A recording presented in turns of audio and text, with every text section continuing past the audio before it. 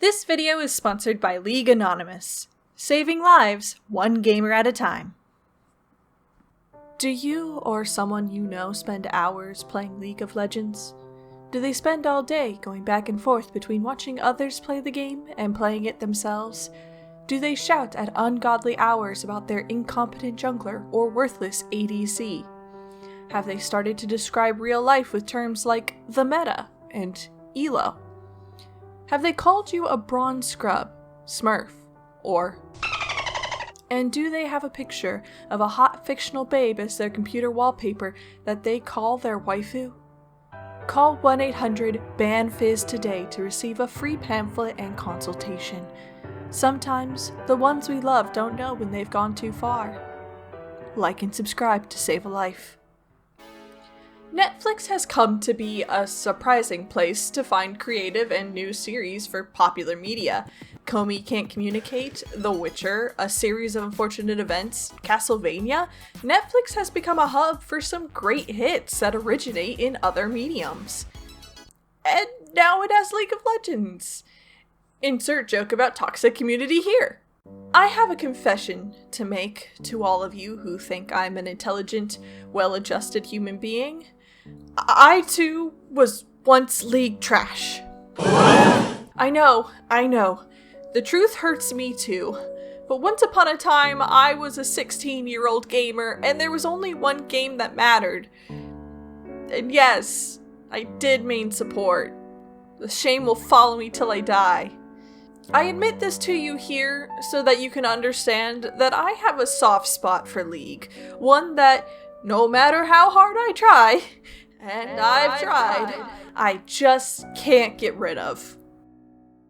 Say what you want about the community's toxicity, the general hatred towards female players, the company's history of sexual harassment, the removal of the only good game modes, the slow disintegration of transformative content creators, the strange PR move to make a champion a normal, relatable girl with depression just like you on Twitter, and the inclusion of Satan's cat as a quote-unquote playable character.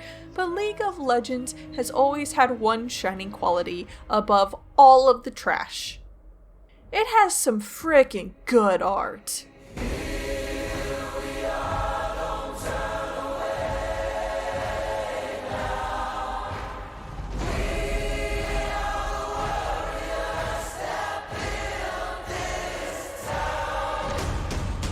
Look, I am a happily married woman, but I would let all of these champions step on me. Hearing that League was expanding to TV show form was a long-held wish come true. Riot Games has always made awesome cinematics that showed glimpses into the characters' lives and the world of Runeterra that are on par or better than other 3D animation series.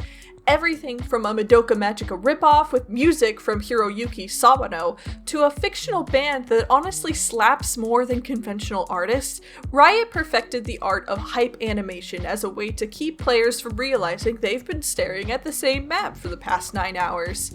If nothing else, Riot knows how to make something look good. But with the announcement of Arcane, I had a couple reservations. Could Riot pull off everything else needed to make a successful show? Could they handle the writing, the pacing, character moments, and emotional climaxes? Needless to say, I was cautiously optimistic. I am thrilled to say Arcane exceeded all of my expectations. Not only is Arcane a good-looking show, it's genuinely fun to watch for both fans and newcomers alike. You don't have to know anything going in, you just have to want some good freaking TV. There are great action sequences, a lot of character development, and absolutely beautiful animation. Like, look at this. Look at this! Look at this! It's just amazing! It's this mix of CG animation with 2D animation effects, but everything pops. The colors are gorgeous and masterfully used, creating distinct differences between the bright, clean city of Piltover versus the dark, grimy city of Zaun without making either unpleasant to look at. Every moment looks as if it was digitally painted to be its own art piece. And each piece is made visually interesting as well with the camera angles that just ooze drama. Even the characters all have something that make them visually complex. Small details like hair accessories or scars that you only notice after a couple glances, but never overwhelms the character's overall look. Background characters are just as interesting, whether they be brothel-owning yordles or whatever this guy is. There never was a boring-looking person. Okay, maybe that guy was boring-looking, but only him! And just look at these locations. Look at this doorway. It's just a doorway, but it's so menacing because they bothered to make it look visually dramatic. Every location has its own personality and details that bring it to life. Little extra additions to the world that just make every scene a joy to look at. The cinematics they've made until now have always been stunning, but this is on another level. And the animation itself is just as good. Movements are fluid, the characters' faces are full of emotion and style, and the environment is just as alive as the people in it. And one of the best examples of this amazing art coming together in all of its forms is in the fight scenes. League of Legends is a game that's all about combat.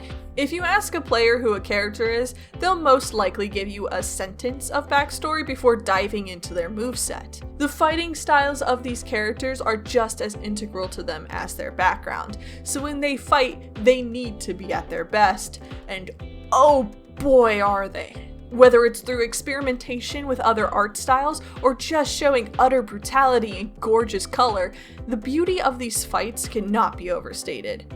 I recently watched an anime on Netflix called Records of Ragnarok that's supposed to be about humans fighting gods in a final tournament match to determine if humans should be wiped out. Do not watch it. This show is god-awful garbage. I bring it up now because for an anime about fighting gods, the fighting was an absolute bore. Competitors would just stare at each other for 10 minutes as the people in the stands exposited their life story.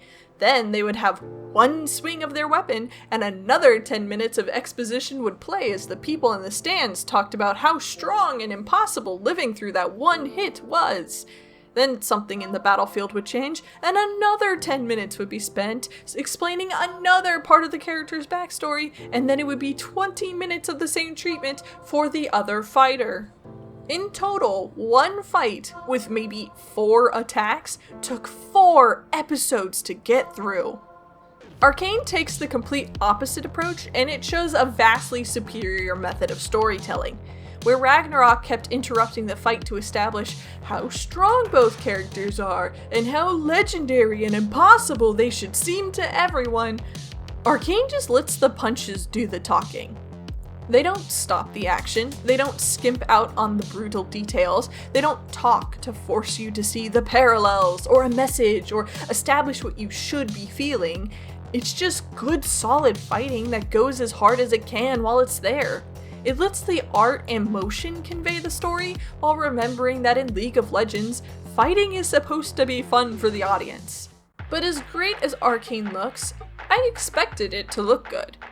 What I didn't expect was the skill the writing team displayed when balancing so many main characters and their stories.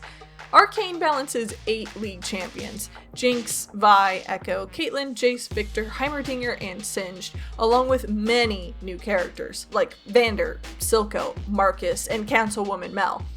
That's a lot of characters to shove into 9 episodes, and I clearly didn't mention everyone who got some screen time. The fact that most of these characters were also able to have their own moments and be the focus is very impressive, especially seeing as the non-champion characters get just as much focus, if not more, than their champion counterparts. Which is fantastic, because the writers clearly realized this show wasn't just for the players. They made a show that prioritized being a good story over being a video game adaptation. Now, that's not to say that every character has a deep and full background. Caitlyn becomes a critical part of Arcane's story after the first arc, but why she feels the way she does, or why she wants to be a cop instead of a councilwoman or politician, isn't explained or shown to us. You wouldn't even know this guy is Singed if you haven't played the game. But It isn't necessary for you to know these characters because they have easily identifiable tropes to pull from. Caitlin might not explicitly say why she joined the police force, but she's someone who desires justice. It's not too hard to figure it out. And Singed? He's an evil scientist. Do we really need to know more for the 10 minutes he's on screen? I compare it to having a new version of Spider-Man. We all know that Uncle Ben dies so that Peter Parker becomes Spider-Man, so do we really need to spend 30 minutes killing Uncle Ben every time someone makes a new Spider-Man story? By allowing the audience to use context clues for the less complex characters, it frees up the remainder of the story to dive into the more central characters. And that is where the script shines. If you boil down the plot, it becomes a simple story of siblings opposed and an oppressed group fighting a utopian high society. You know this crossed the line upstairs. Was cranking magic into the lives of the common man, and now... What do you think? Oh, yeah.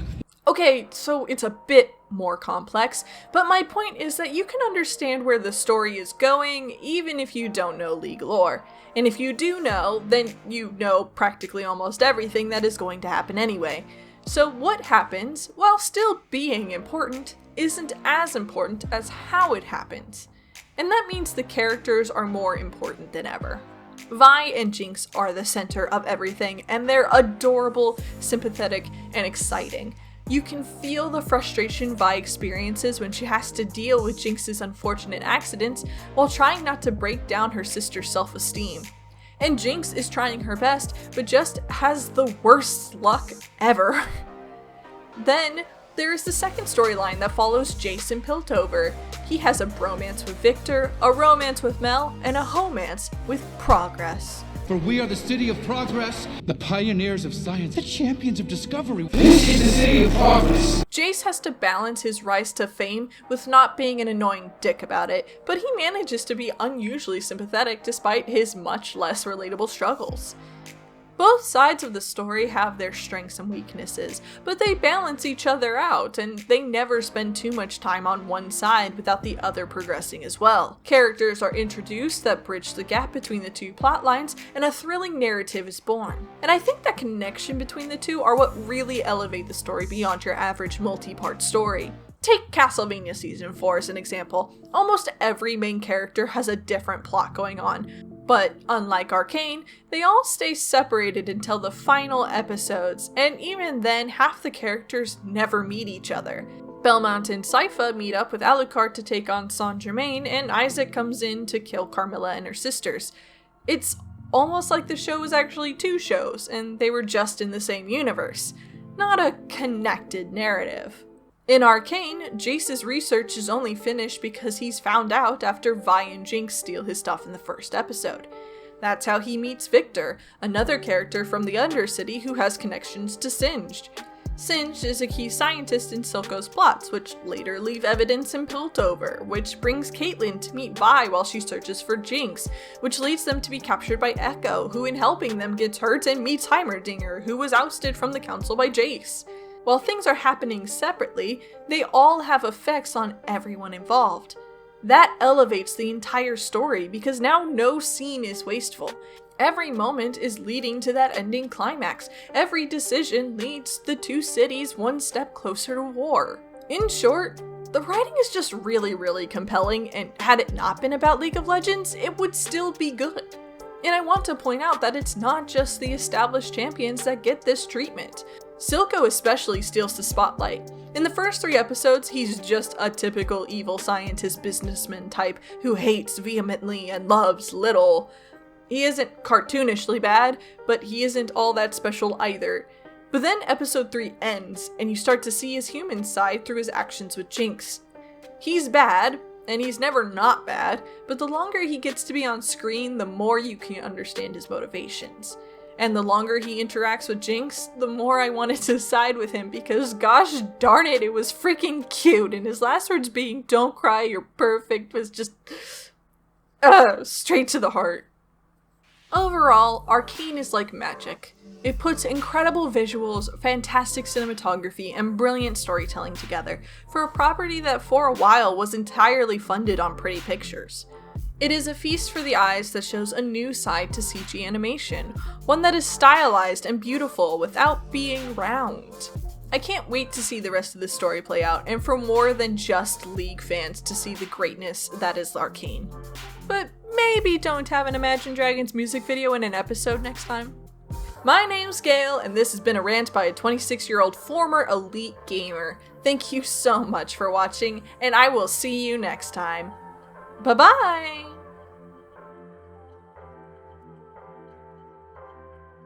Hi there, it's the end of the video, my friend. Hit the bell if it was okay, I'm sure I'll make good content someday. I'll play some games or do some drawing, Pokemon and fights with darling, video essays and reviews. I couldn't do it without you, so thanks, like and subscribe.